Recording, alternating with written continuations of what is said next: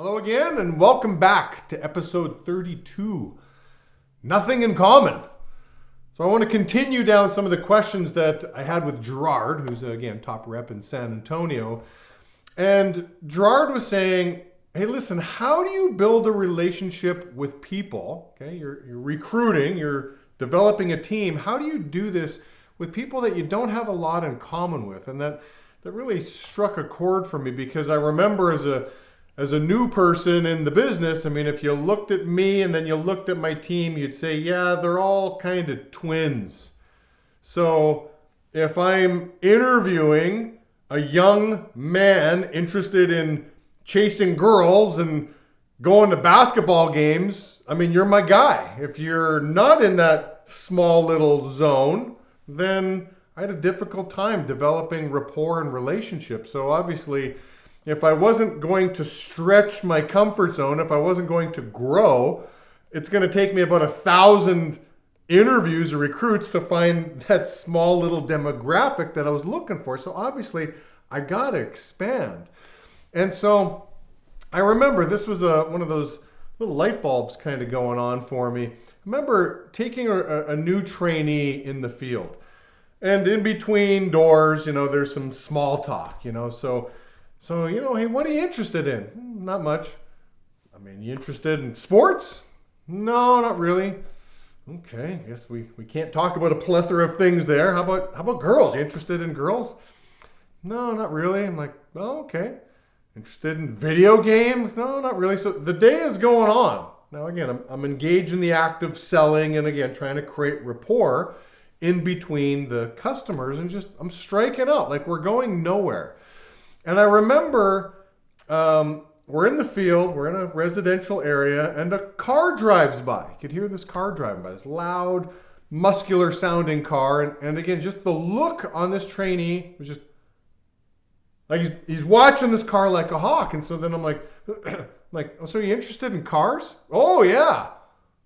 I'm like, what are you exactly interested in? Oh, I could tell you everything about cars, and I'm like, gee, I've never really taken an interest in cars. Why are you so interested in cars? I'm just curious. I've just never been interested. I mean, if it gets me from point A to point B and it looks nice, that's the extent of my interest. But this guy knew everything about every car. He told me the motor in that car that drove by and why that motor was so good, how he got into cars, how his grandfather got him into cars. And I couldn't shut this guy up. For the first however long I was with him, I mean, it was just mute. There was no conversation, just way too much dead airspace. And now that we're talking about cars, this guy just got going. Reminds me of a chapter from How to Win Friends and Influence People. I believe it was Theodore Roosevelt. If he had a guest coming into town from, let's say, Saudi Arabia that was big into horses, he'd be up the night before studying everything he could about horses, and came into the conversation, into the negotiations with just a high level of curiosity. Again, there's the key word, high level of curiosity about horses and what makes Arabian horses better than the horses raised in the United States. And again, the conversation would go off. Thanks for your curiosity, I've got an answer. So my short answer to the question is, do you display a high level of curiosity? I was reminded years ago that, hey, Jamie, you married your wife because she's not like you. You married somebody who's the opposite of you, so cherish that, enjoy that. I'm like, oh yeah, my wife is the opposite of me on so many fronts, that I married somebody different, not the same. And some of the common ground you can look for. So again, opposites attract. That is true. High levels of curiosity, why you're interested in those things, will develop that rapport for sure. But the common ground we can all look for are common values. So regardless of interests, if you've got similar common values, value of tenacity, value of integrity and how you treat people, value of great character, value of great work ethic, those common values by far are more important than common interests. So you may want to look for, again, those common values, and that can create some great dialogue in of itself.